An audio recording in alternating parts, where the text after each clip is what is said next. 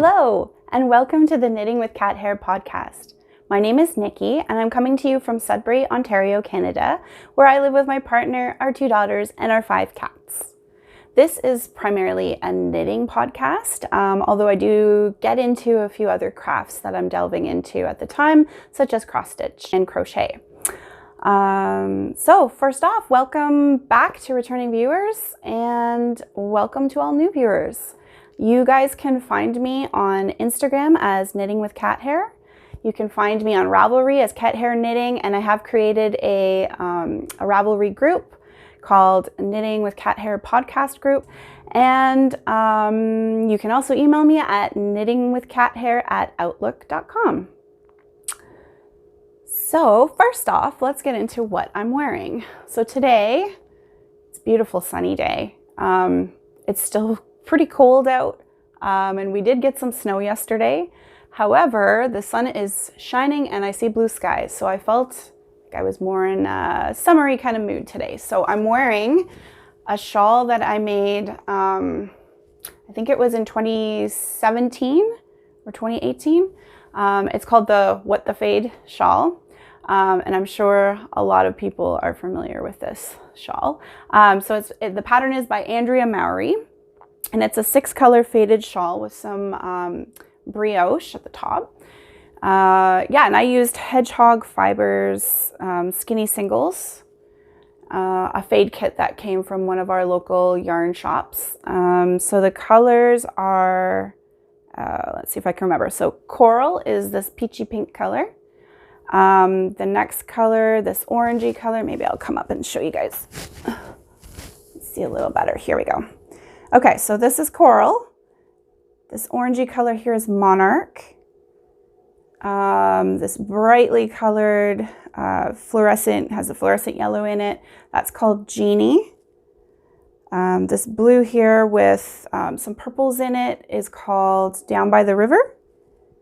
And then the next blue, I believe, is glacier. And then here, the dark blue with some black speckles in it is called Budgie. Yeah, and full disclosure, haven't woven in the ends yet. But felt like wearing it because it just looks so summery, and I'm just in that kind of mood today. So yeah, I really do have to weave in all the ends. There's like 1,000 ends to weave in. But anyways, I will get to it someday.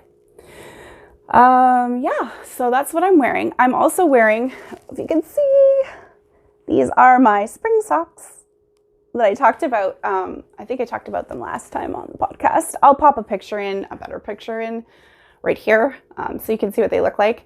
I did them in alternating 2 different skeins of colors of Noro yarn. So I used kind of like a beigey brown color, and then like this crazy rainbow, typical Noro color way, and I just alternated them to give the stripy effect. And I just love them. They're so warm, and they are absolutely my favorite socks. Yeah, they have a heel flapping gusset and a rounded toe, and yeah, I just love them.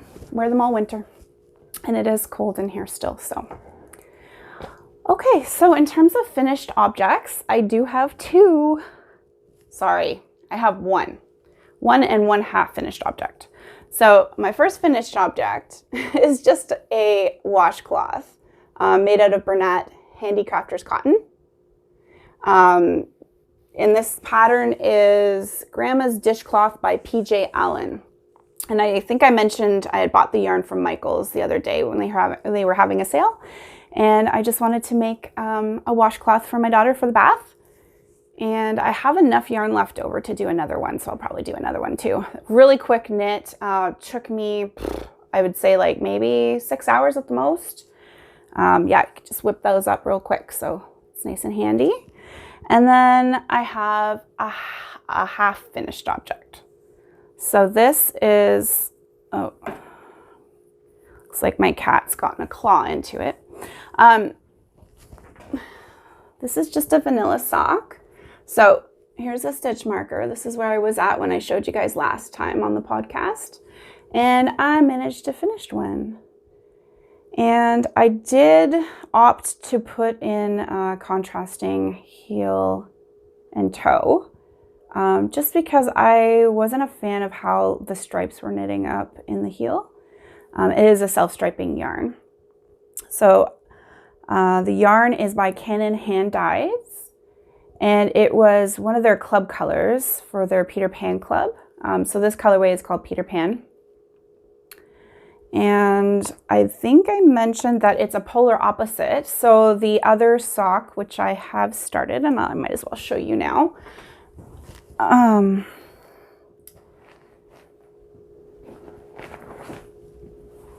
not grab it? There it is. Okay. The other sock is kind of like the opposite colors. So the stripes will be, the thicker stripes are going to be the dark green, and the thinner stripes will be the light green. As you can see here, I just started it. Yeah. My partner tried it on, and the finished sock fits him very nicely. So I just did 72 stitches, US 1 magic loop, and then I did a 3x1 ribbing all the way down. So for the entire leg, and then just the top of the foot, and then the bottom of the foot I just did stockinette. And again, heel flapping gusset. For the foot, it's a slip stitch heel, and kind of made a boo-boo and knit the foot a little too long when I started doing the toe. So normally I would do alternating decrease and knit rows for the toe until I'd get down to, you know, I think like 16 stitches or 18 stitches or something like that, and then Kitchener it. But because I had knit it the foot too long, I had to just rip back and do a different type of toe. And basically all I did was I just didn't do the knit in between rows. I just decreased the whole way, and it gave me this rounded toe. And then I just pulled, I just pulled the yarn through at the end and tied it up. But it fits them perfectly. So that's my hoe. And this is my first works in progress. Oh, and I should talk about the bag. Oh. So this is housed in my brand new Bumblebee bag. This is a cool bag. So the creator is called My Needlecrafts, and she's on Etsy. I believe she's somewhere St. Mary's, Ontario, I think. Yeah, so I don't know if you can see inside the bag, but it's actually made for sock knitting, and I think specifically it's made for 2 at a time socks. So it has this divider in between, which functions also as a zippered pouch, which is handy. You can store little notions in there.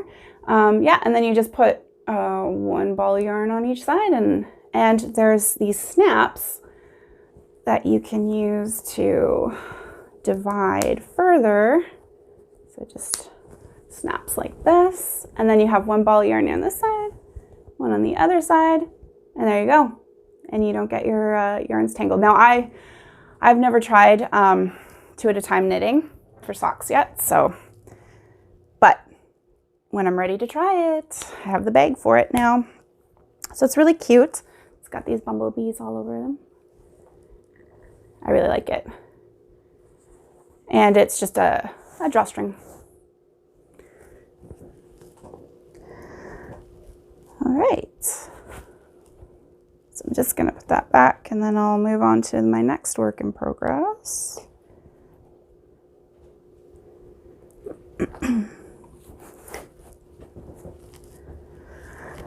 Okay, so I'm still working on my Wool and Honey sweater, patterned by Andrea Mowry, knit up in Tennis Fiber Arts PureWash Fingering caramel color. So I did finish the body. I don't know if you can see there. So I've tried it on. It does fit. It's a little cropped. So I'm hoping that once I wet and block it, it will stretch. It is garter stitch, So I figure it should be able to stretch a little bit, at least a little bit. And again, it's superwash, so there should be some stretching to it, just because I'm not really one for a crop sweater. But yeah, I think it'll work out fine. And worst case scenario, just wear a little tank top underneath or something. It's still cute. So I've started on the first arm. Haven't made too much progress. And mostly that's because my other work in progress that I mentioned on the last podcast, the Mill Suite, is it uses the same size needles. And I only have the one set of, I think they're US 3s. Yeah, US 3s 3.25 millimeter tips for my chow goos. So I have to keep taking them on and off and kind of alternating. So yeah, that's why things are taking a little bit longer than expected. But yeah, I'm excited to get that done. And oh yeah, I should mention, so for the sleeves, what I did was I took the 2 skeins that I had left over from when I was doing the body. Now I do have, I think, 1 or 2 other skeins left, but I didn't want to break into them yet. So I'm hoping that I'll have enough with the other 2 to do both sleeves. Fingers crossed. If not, it's not the end of the world. But anyways, what I did was to make sure that the colors are matching is because the skeins were pretty different. One was a lot lighter than the other. So I used my trusty scale, which I never thought I would have a use for, but I ordered the scale from Knit Picks and it's come in handy numerous times now. No more yarn chicken for me. I always know if I'm gonna have enough. I love that. So yeah, I used my scale and I weighed the final skeins and just divided them by 2 and then rewound them with my ball winder to the halfway mark. So I created, 2 balls from 1 of equal size. So these are the 2 for the next sleeve, and hopefully I won't have to break into those other 2 skeins and I can use them for something else. So yeah, that was helpful. And that's housed in my, I don't know if I just said this, my Jezebel bee bag, which I've ranted about. Not ranted, raved is the word. Not ranted, raved about. I just love this bag. Okay. What else do we have here? Oh, my Mill Suite. I already mentioned it, so I might as well show it. So I didn't do too much on the Mill Suite. Now this is a pattern by Sandy Rosner. Okay, sorry, this one has got a lot of ends on it. So I'm alternating skeins. Okay, so you can see, I think, the progress keeper here. That's where I was last podcast. So I did about 1 inch. Not a ton. But yeah, it's very nice. I love this yarn. This yarn is yarn by Sweet Georgia Yarns. And it's called, I think it's called Silken Flax Fine. I'm just going to double check because sometimes I call it Flax and Silk Fine. Oh, see, I did have it wrong. It's Flax and Silk Fine. And this is a 65% silk, 35% linen. And it is just lovely to touch. It's so nice. Yeah, I can't wait to get it done. It'll be a nice summer knit. And that's housed in my dandelion bag from Michael's. I showed last time, I think. Okay, and I have a new cast on. So I had been debating whether or not I should cast on the Felix Pullover by Amy Christoffers. Christofferson? I think it's Christoffers. I'll put the right name in. And I was gonna originally do it in some yarn that I had acquired a few years ago for a shawl I was gonna make, and I didn't end up making it. It was, oh my goodness, I can't remember the name of it now. It was, I think it had alpaca in it.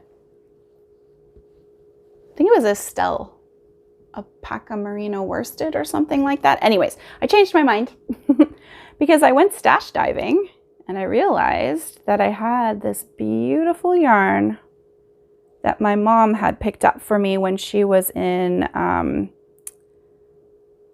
want to say Ecuador, 2 years ago. Yes, 2 years ago. And it is called, oh, I'll grab a skein so you guys can see it. It's called Baby Suri Roving, and it is 40% Suri alpaca, baby Suri alpaca, 40% merino, and 20% silk. And it's, oh, I can't even tell you how soft it is. And it's got, see the halo? So fluffy. Yeah, anyways, beautiful yarn. And I've been looking for the right project for it, and I think this is the one. Now the pattern calls for, I think it calls for Aran weight, and this is worsted, so it's a little bit thinner. So I've had to go down a couple needle sizes to get, it's not the right gauge, but it's the right fabric that I want. So what I'm gonna do, I think, is just, I've gone down the needle sizes. I'm going to go up. Yes, because it's going to be smaller. So I'll make a larger size. That's how I'll compensate for using this yarn. And I really hope it works out. But so far, it looks pretty cute. So I've done the ribbing, which I think let me see, I did that in a size 7 needle. And US size 7. And then the body, I'm doing in a US 8, although it calls for a US 10. So I think that's the back. Okay, let me show you that. See if I can show you the detail, which is the prettiest part. So this is along the sleeves, along the shoulders.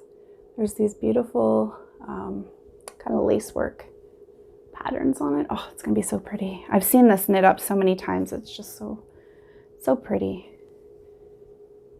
And very simple, yeah. There are some short rows in it, some wraps and turns and stuff like that. So, you know, if you haven't done that before, it might be a little tricky, but there's so many YouTube videos out there nowadays that it's really not hard to just look up the technique and learn. And I think, honestly, I ended up looking up the wrap and turn because the picking up of wraps, because I think in my last sweater that I made, I was doing it wrong. So, you know what? It always helps to do your homework and look into these techniques before you get too far ahead. So now I'm doing them right, and it's coming along nicely. And this yarn is so soft. And I'm hoping I have enough yarn. That's the only thing. I only have, I think, 5, 2, 3, 4, I have 6 skeins, but there's only 197 yards per skein. So let's say 200. So I have about 1,200 yards. And if I were using the worsted, I think it called for 900 in my size. So I'm hoping I have enough. If not, I'll just make it a little shorter, I guess. So yeah, that's my Felix pullover. And it's housed in my new Fox bag by My Needle Crafts. Same lady who does the bee bag that I showed you earlier. But yeah, this is like a larger size bag for sweaters. It houses all my skeins and my work in progress. So perfect size. It's very cute.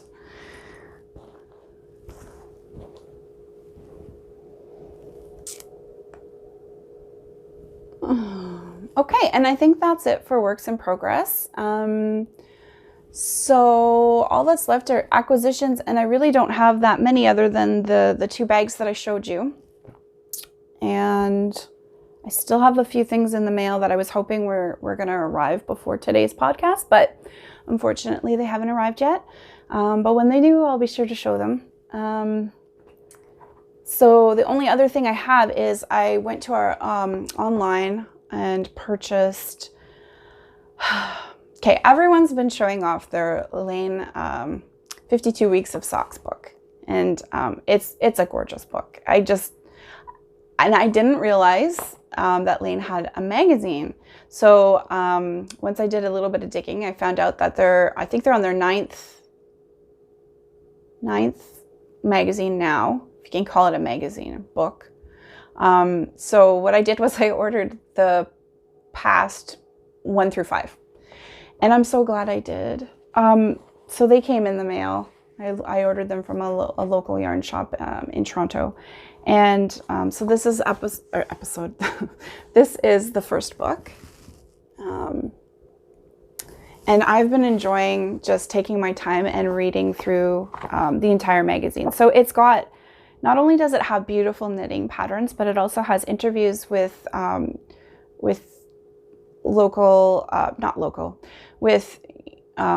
hand dyers or knit designers, knitwear designers, or even wool, like mills, people who own farms with sheep and stuff like that. Anyways, it's really interesting, and the photography is just gorgeous. Like, I've been enjoying just flipping each page and looking at all the beautiful pictures. And of course, there's like 1,000 different things I want to knit from here. But anyways, I'm going to start small, and I'm going to work my way through the 5 books that I have and do each one I think has a sock pattern in it. So I'm going to do the sock pattern from each book in order. So next up will be my sieve socks. Oh, that color is so pretty. It reminds me of my caramel wool and honey.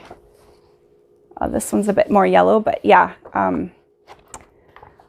So I don't have the Laine 52 Weeks of Socks, but I do have their magazines, and I do have sock patterns in them. So that's going to be up next. I'm looking forward to that. And I know I cast on my Felix pullover, and I was trying to decide between that one and the Brisset dress by Gudrun Johnston. And right now, Brooklyn Tweed is doing this amazing promotion whereby they are supporting local yarn stores. So if you order Brooklyn Tweed yarn, it's a kind of a pay as much as you can kind of promotion. So you can get 10, 20, or 30% off Brooklyn Tweed yarns right now. And if you order from your local yarn shop, Brooklyn Tweed will reimburse them that savings. So yeah, I think it's a wonderful idea, and it's very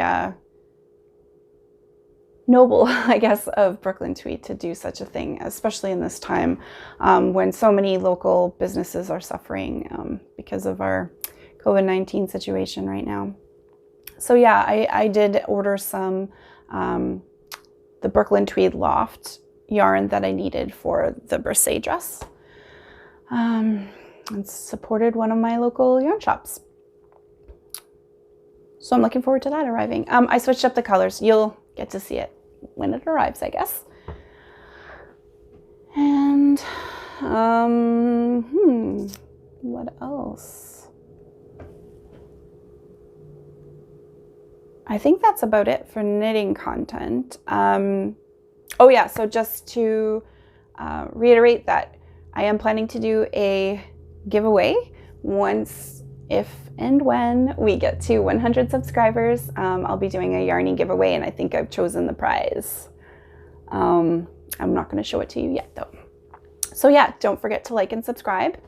And I think we'll end it there. I hope everyone's well, staying safe and healthy. Don't forget to reach out to people, do what you can to ensure that, no one feels isolated. We all have pretty much most of us have access these days to, you know, Skype or what have you. So yeah, I urge everyone to make sure that our loved ones and our friends and community members are doing okay. And yeah, hopefully this situation will pass sooner than later. I am lucky enough that I'm able to work from home, so I will be starting that on Monday. We've set up a pseudo office space in our living room, in our teeny tiny living room. So yeah, we'll see how that goes. There's a lot of conference calls and stuff, so that should be interesting. Kids are off school here pretty much indefinitely, and we're all just trying to maintain our distance and do our part to you know, stop the spread of COVID-19 and flatten that curve. Yeah, so on that note, my mom and her husband are unfortunately trapped essentially in Ecuador right now.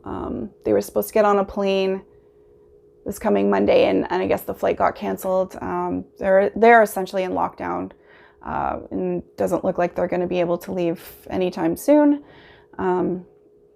So yeah, that's a bummer. Sucks.